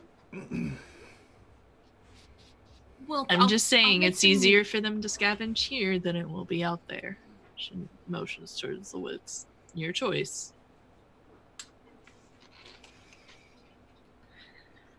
Okay, that Really didn't work. likes- Did it? Okay, yep. All right, let's go. And don't Where are forget, you it's going? like she put one on Nock, so he's one like on him as well.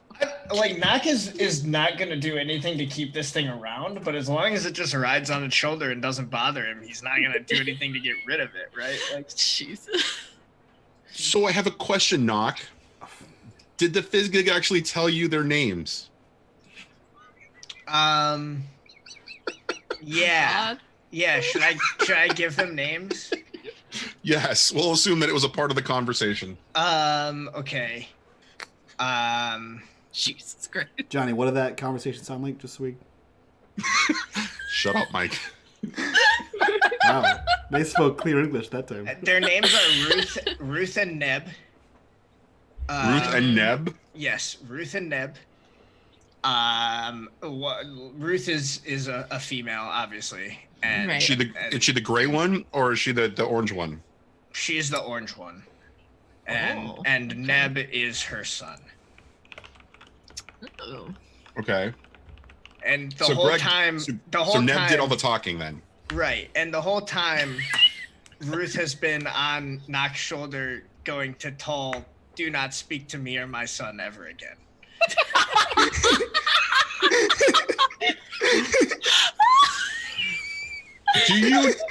Do you tell the rest of the group the name of the two Fizzgig?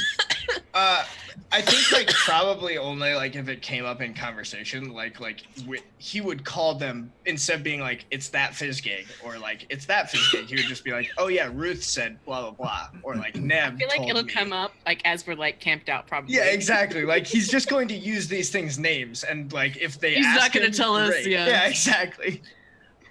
Who's Ruth? Don't, Oh, All right. okay. don't talk to me and my son ever again. I just see they're Last- both just like staring at Toll like the nastiest. So regular Fizzgig face. Yeah. Rusting Fizzgig face. Last question. Velfa. Roughing. Oh, Velfa, you adopted them officially. Do you give them names? Not right now. Okay. All right. She's gonna take knock up on the talking thing later. It'll be. Okay. Welcome right. to Dark Crystal, the Pokemon game. Yeah, I think we just. Jesus Christ. Oh, my I'm God. sorry. I didn't realize what I had done when I went to talk to them. This is Oh, your you fault. knew. This is your fault, Sam. It's all your fault, Sam. It always is. Tull goes to leave the house as this is happening, and he like takes one look at the door, kind of longingly, being like, "I could just close it. I could probably close it." And then he just he kind of sighs, looks back at them, putting dogs on each other, Fizzgigs on each other, and then he just saunters to the next house, like Yeah. sullenly. So you, as you're walking between dwellings, you notice that the tracks are really sort of dense in open areas, but as you approach the individual dwellings, they're more sort of distant. Like there's fewer tracks towards each dwelling, but there's a large sort of like grouping of tracks as you look towards the center. And but within the tracks, you can also see that there looks like there are objects being dragged. And occasionally you see a Gelfling footstep. Okay. I don't know how many houses are in a small Gelfling village, but This is a reasonable sized Gelfling village. It's like 15 or 16. So Okay. is what I'd he said say. 16. so my intent is to like look at the closest couple. Do they all look in similar form to the house we were in? Like Do they all? like there's slashes or smash marks or something like that. Jesus Christ. Yes, you see various,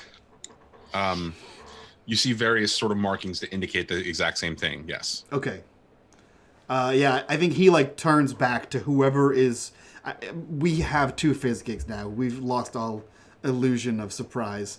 He just turns back and says, "All the houses look the same. I think they were all taken." All right. At this point, Alua would try to figure out which direction the tracks lead out most prominently. Hold on a second. Do you look inside of each of the houses? Yeah, I'm there's like a window or something like that. I'm just kind of peeking in these homes. Yeah, if he didn't, I would. So. All right. Can I pick your poison? Can I get a roll from one or both of you? And it's basically going to be a perception roll. Sure.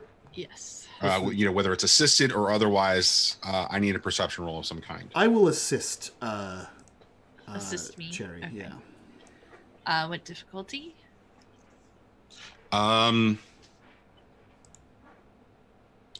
This is going to be a 3. Okay. How do I add the assist? Is that in the... I just did a thing, so it should ask for an assist now. If not, close that roll window and do it again. I have effort to roll.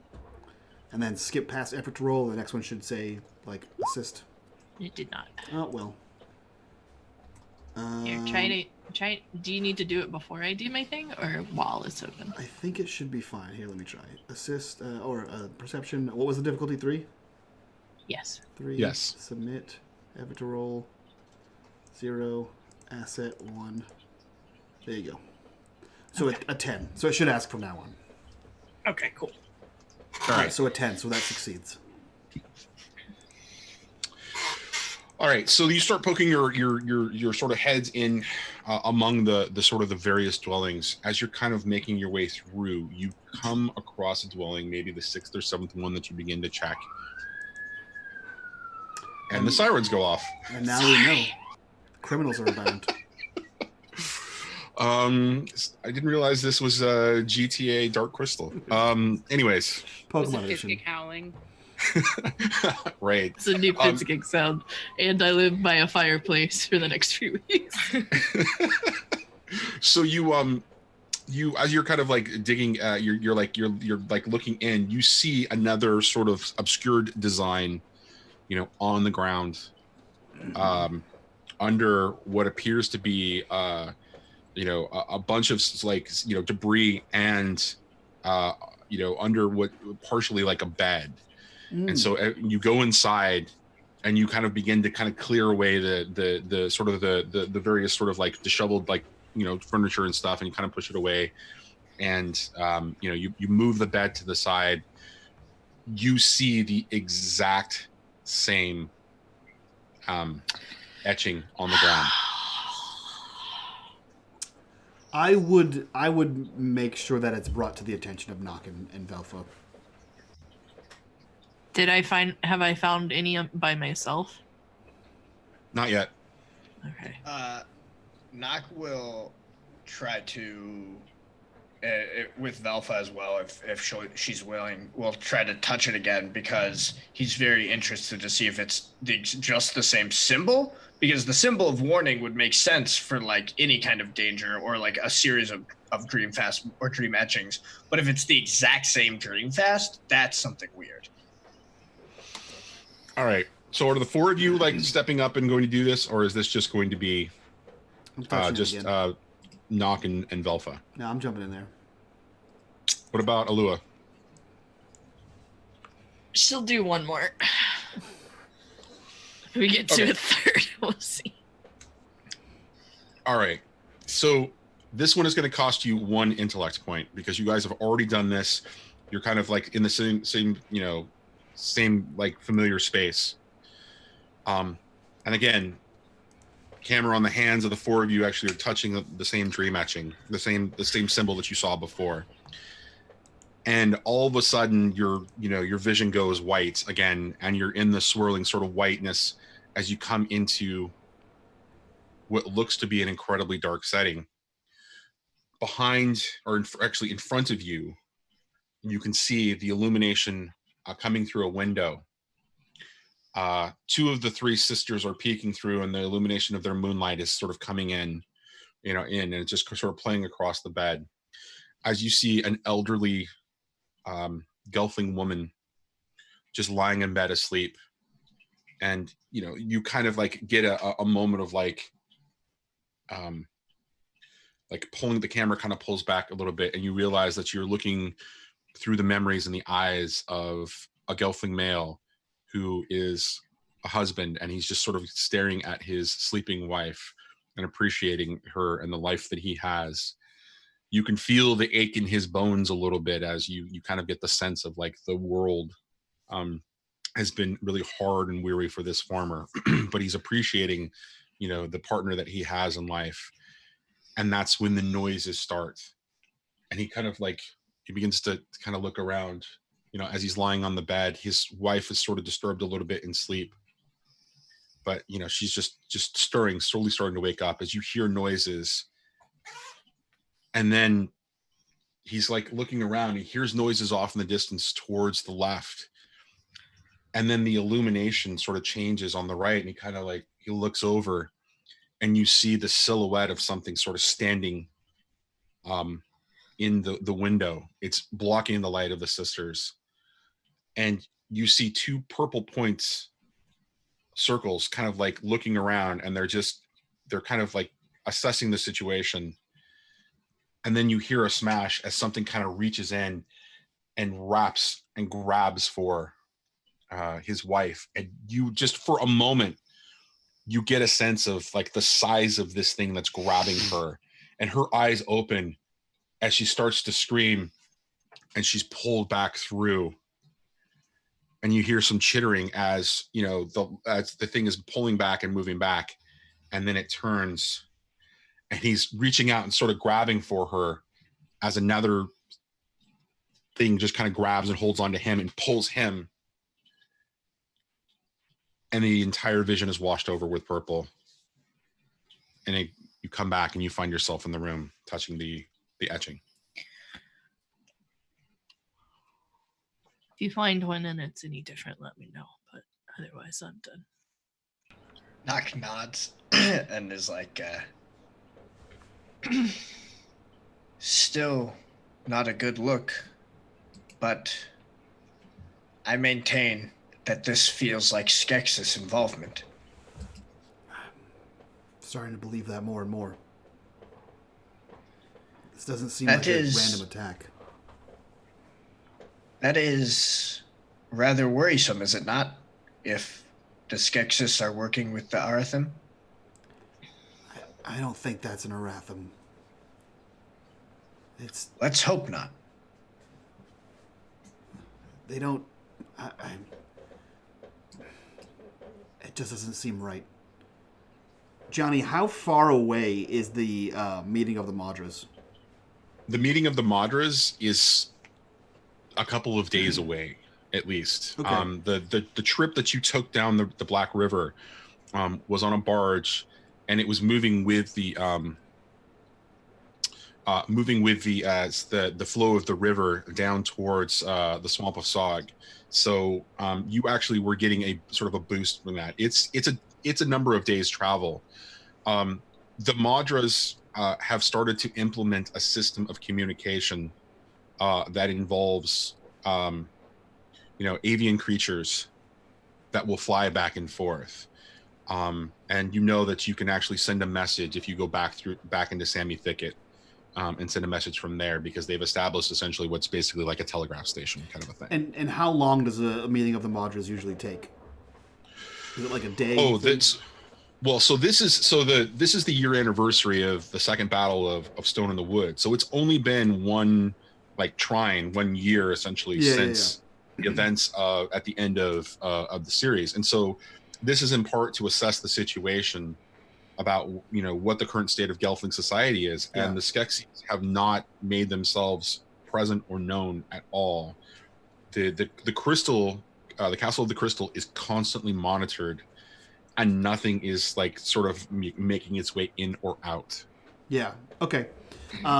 In that case, I think Tall kind of turns to the group and says, "We need to send message to the Madras. I think we give up pursuit of trying to find the tracks. We just need to go there. We need to warn them, and then go to the meeting. See if they'll stay." I agree. I think that'd be really, really smart with. If this means what it might mean, then we need to let them know before we go any further. Allura nods. That seems an appropriate course of action. So Tall will attempt to. Do we have? Is this? Can we send the bird thing from here, or do we have to go back to? No, you didn't. You didn't bring any type of avian creature like the whatever the messenger pigeon type of thing is. Sure. And we can talk about that separately off screen. But you didn't bring one of those with you. In fact, it's such a new system. It's relatively it's in its infancy, so there's a lot of work being done in the various capitals of the various 7 clans. But right now, it's still it's a faulty system at best. So the closest place is Sammy Thicket? Yes, and you did pass through there the previous day, but on your journey from the dock on the Black River to this particular farm. Okay. Yeah, he turns back and says, we have to return to Sammy Thicket. That's the closest place we can send one of the birds.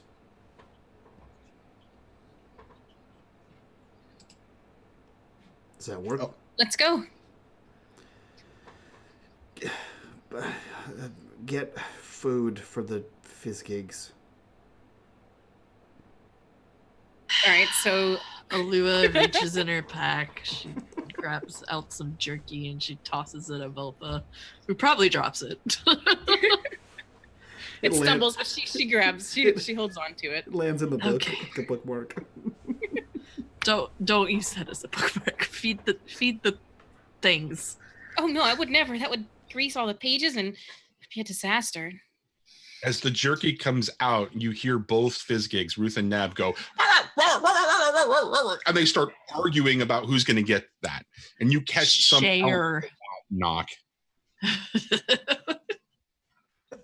Yeah. Just share. God Yeah, damn it. Velpa rips it and she kind of like scritches one and gives it a bit, and then reaches over to Knock and again sort of scritches it. And then you hear the purring sound that the Fizzgigs do.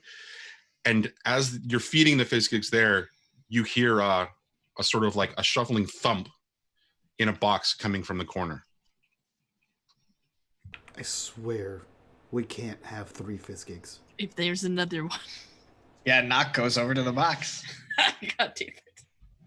The box is sort of closed, and it looks like it's not latched, but it looks like it's being pulled down, like it's being held shut. And you can see that the lid of it is shaking just a little bit. Knock will try to open it.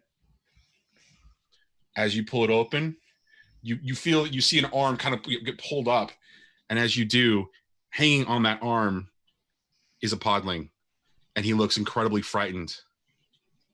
And that's where we're going to end it. Good ending. Good cliffhanger. I'm glad I didn't have a podling gift to put over your face for you to speak podling at us.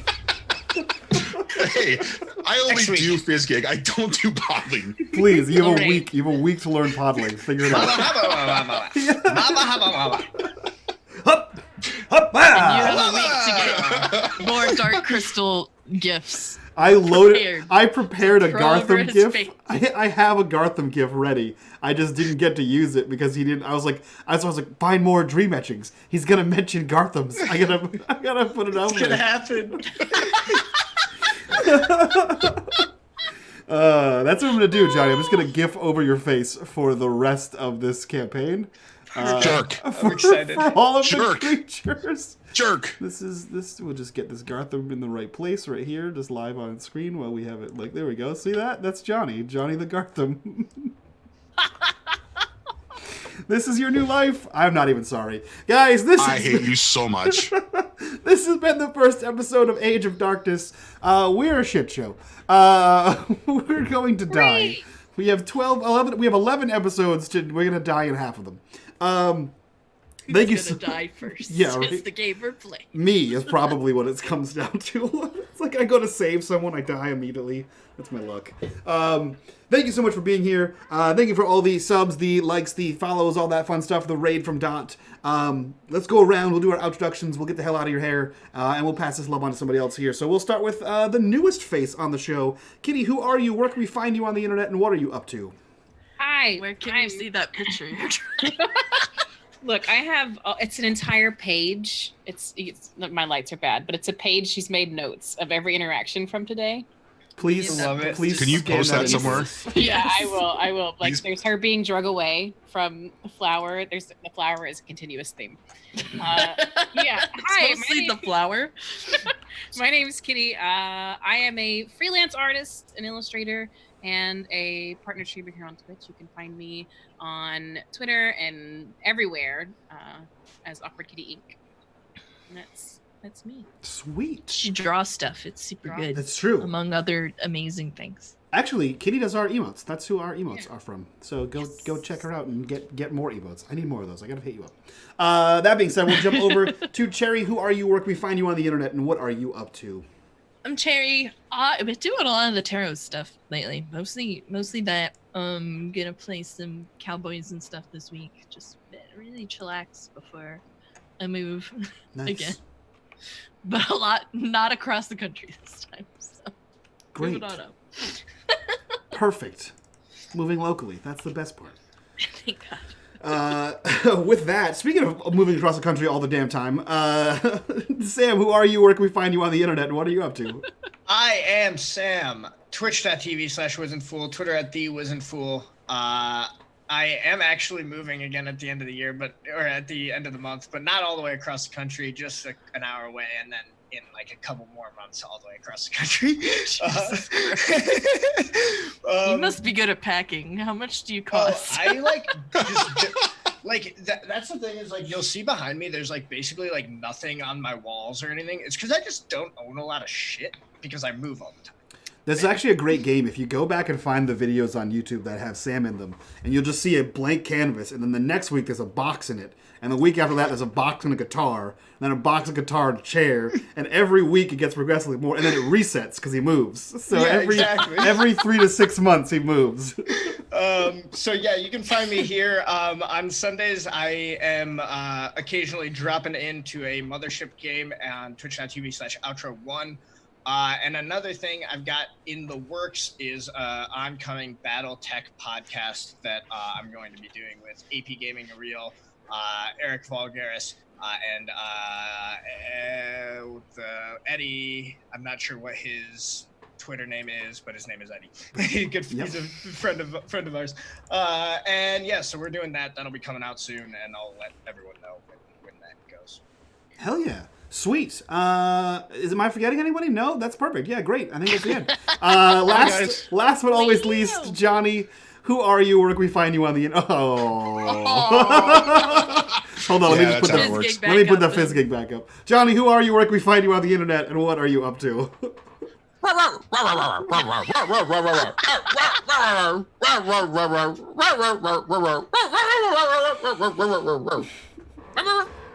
That translates to you can find me at Video Store Cowboy on Twitch or Vid Store Cowboy on Twitter because of character limits. And that's it. That's where you can find him.